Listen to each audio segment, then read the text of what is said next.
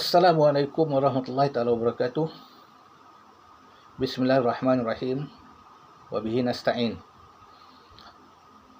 Alhamdulillah. Wassalatu wassalamu ala sayyidina Muhammad wa ala alihi wa sahbihi ajma'in. Rabbi sholli sadri wa yassir amri wa hlul 'uqdatam min lisani yafqahu qawli.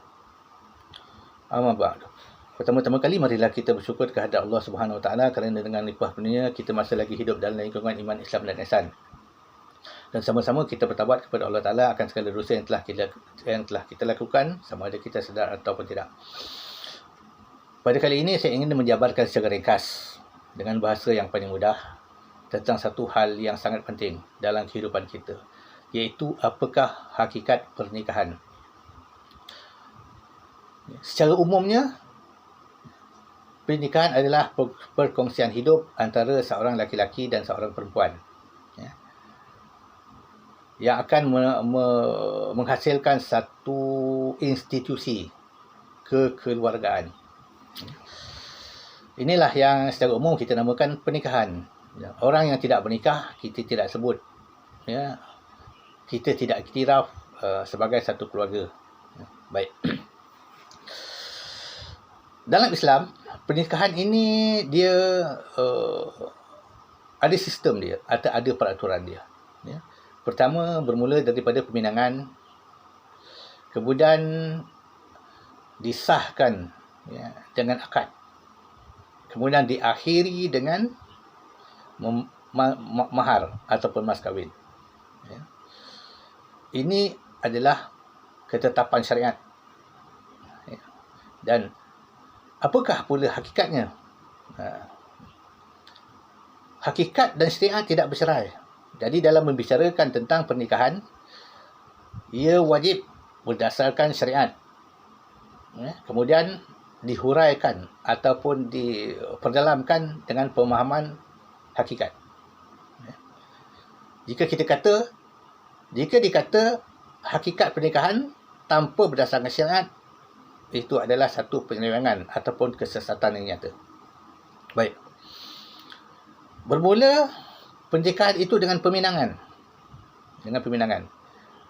Iaitu pihak laki-laki akan bertanya kepada pihak perempuan, adakah pihak perempuan ini sudah terikat ataupun sudah menjadi suami isteri, sudah menjadi isteri kepada orang lain, ataupun telah ditanya ataupun dipinang oleh orang lain.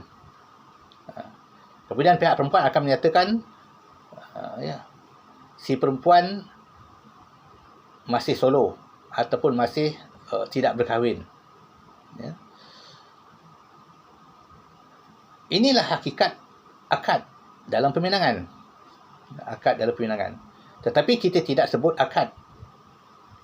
Tetapi atas persetujuan. Persetujuan awal antara pihak laki-laki dan pihak perempuan. Bermakna pihak laki-laki ingin menjadikan pihak perempuan itu isterinya, lelaki ingin menjadikan perempuan itu isterinya, dan perempuan itu bersetuju.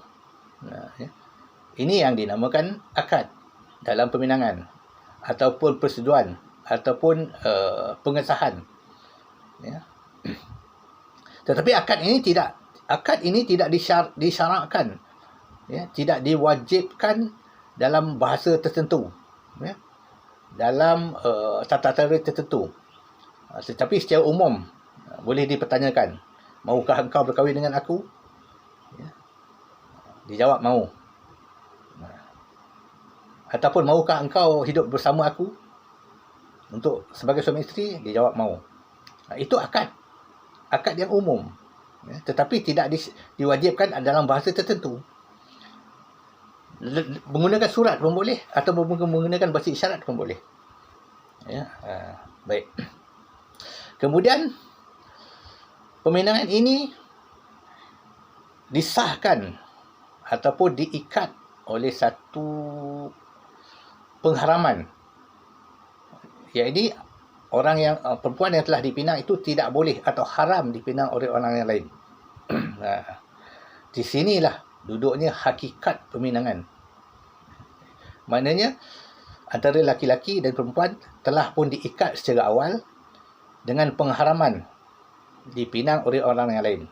Dengan arti kata yang lain, dalam selepas peminangan, sebahagian daripada hak laki-laki telah diperolehi daripada pihak perempuan. Baik. Kemudian apabila telah sampai kepada masa ijab dan kabul, maka di sinilah pemutus ataupun pengakhiran bagi peminangan. Jika dalam peminangan itu mereka lelaki dan perempuan telah diikat dengan pengharaman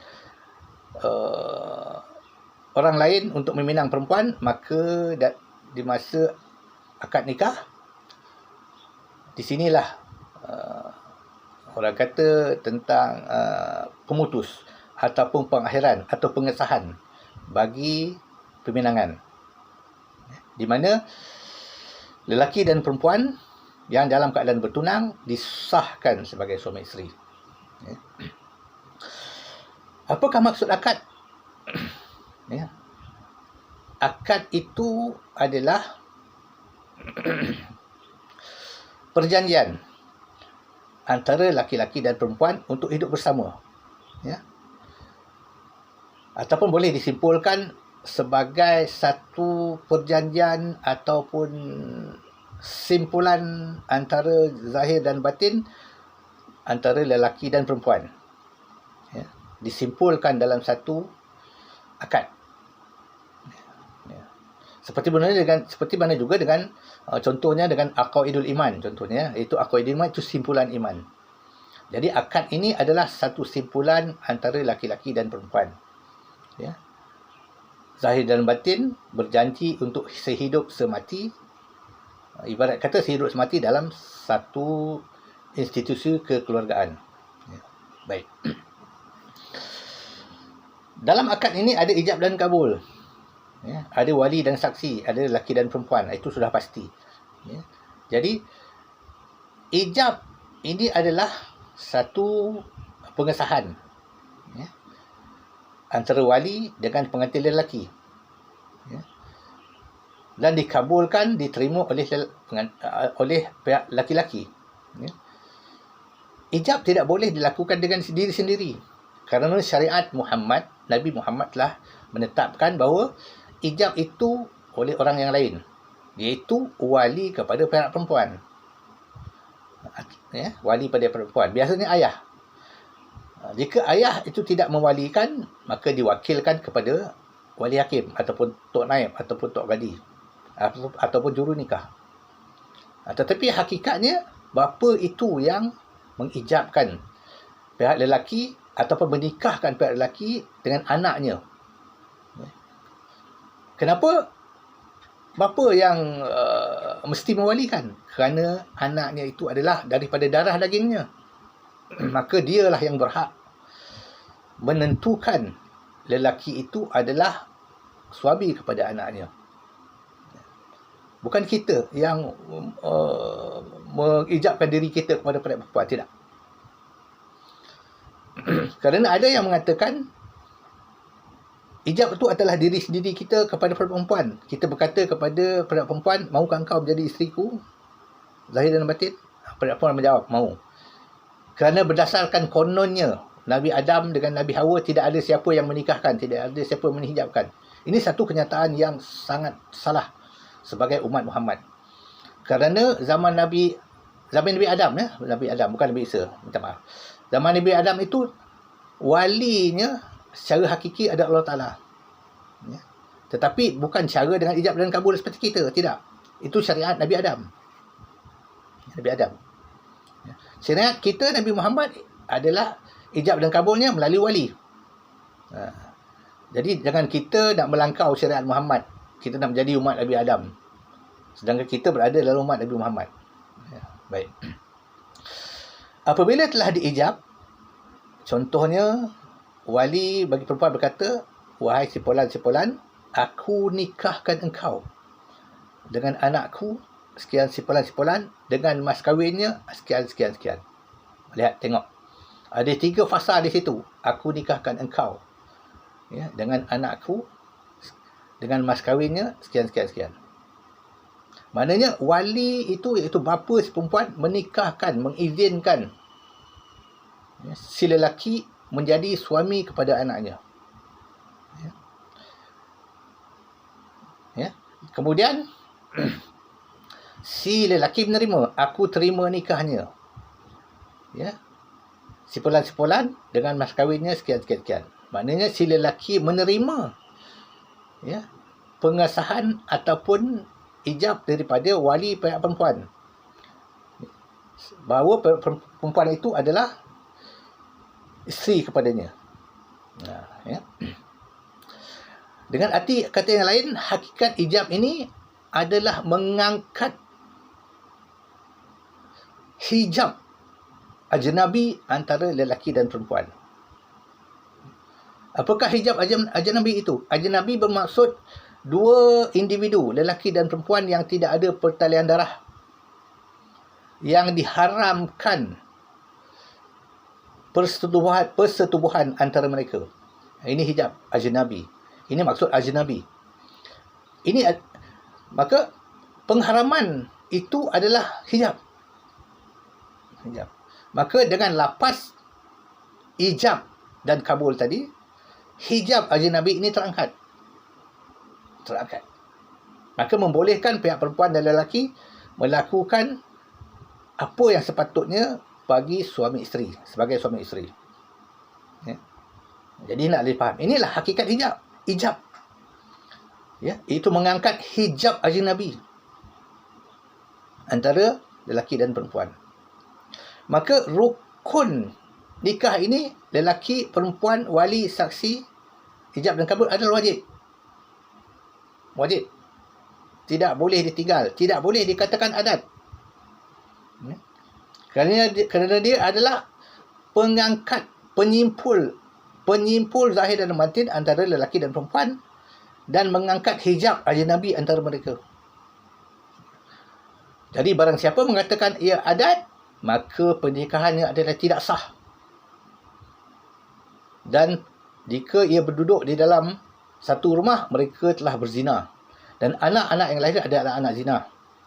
Kerana mereka menolak akan rukun nikah, menolak kewajipan, menolak pengesahan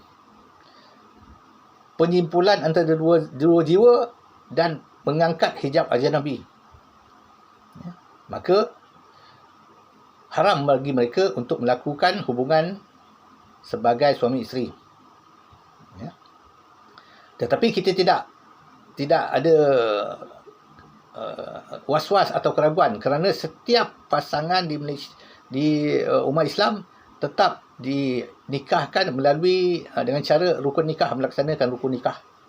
Tetapi jangan sekali-kali dikatakan ia hanya adat, bukan hukum syar'i. Ya, maka jika dikatakan adat, bukan hukum syar'i, pernikahan itu tidak sah. Ya. Dan jika mereka duduk satu rumah, mereka adalah berzina. Ya. Kerana apa? Pengesahan nikah, ya, mesti ada rukun. Rukun adalah pokok. Tanpa rukun, tidak ada kehidupan ataupun tidak ada pernikahan. Ya, ini naklah dipaham baik-baik. Kemudian setelah akad nikah, ya, perempuan itu wajib bagi si suaminya memberikan mahar, iaitu tanda penghargaan si lelaki kepada perempuan. Ya, tanda penghargaan si suami kepada perempuan kerana kesetujuan perempuan itu menjadi isterinya. Ya, itu sebab diwajibkan memberi mahar. Ya. Dengan kata lain, pernikahan antara lelaki dan perempuan dimulakan dengan peminangan. Tetapi peminangan itu belum lagi sebagai satu ketetapan yang sah. Mereka telah menjadi suami isteri. Ibarat kata hanya langkah permulaan. Tetapi ia diikat dengan pengharaman orang lain untuk meminang perempuan tersebut. Ya. Dan kemudian peminangan itu disahkan dengan pernikahan. Ya. Ini perjanjian antara lelaki dan perempuan. Ya. Dihakikatkan dengan ijab dan kabul. Disimpulkan dengan ijab dan kabul. Ya.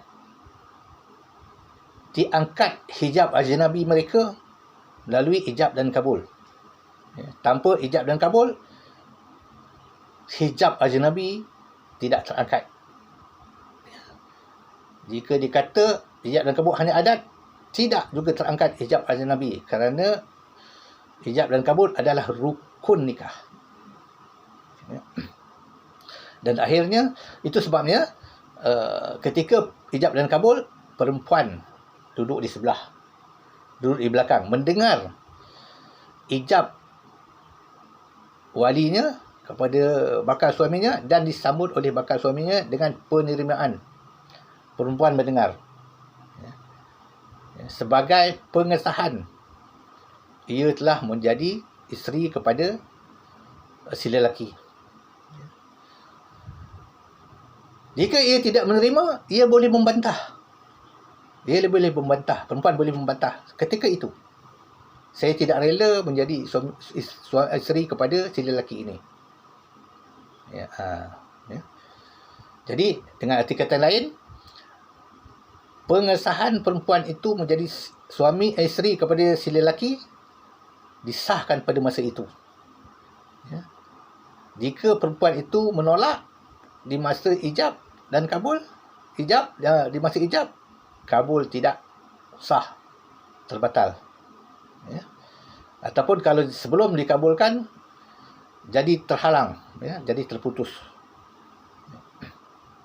Jadi dengan arti kata yang lain, ijab akad sewaktu peminangan diputuskan, disahkan semasa ijab dan kabul. Ya, ijab dan kabul boleh, perempuan boleh membatalkan akad waktu peminangan ketika sebelum kabul. Ini hakikat pernikahan. Hendaklah difaham baik-baik, kerana ada di antara orang yang mengaku Islam mengatakan akad ijab dan kabul hanya adat semata-mata. Mereka mengatakan akad antara si lelaki dan perempuan selepas ijab dan kabul itulah hakikat pernikahan yang sebenar. Tidak. Tidak. Jika ia mengatakan ijab dan kabul hanyalah adat, tidak sah pernikahannya. Kerana apa? Tidak tersimpul zahir dan batinnya dengan perempuan dan tidak terangkat hijab ajnabinya. Jadi hendaklah difaham baik-baik akan hakikat ini. Supaya kita tidak tersesat dalam pemahaman dan tidak jatuh dalam perzinaan. Dalam hubungan antara lelaki-lelaki dan perempuan. Sekianlah dulu. Billahi taufiq wal hidayah. Wassalamualaikum warahmatullahi wabarakatuh.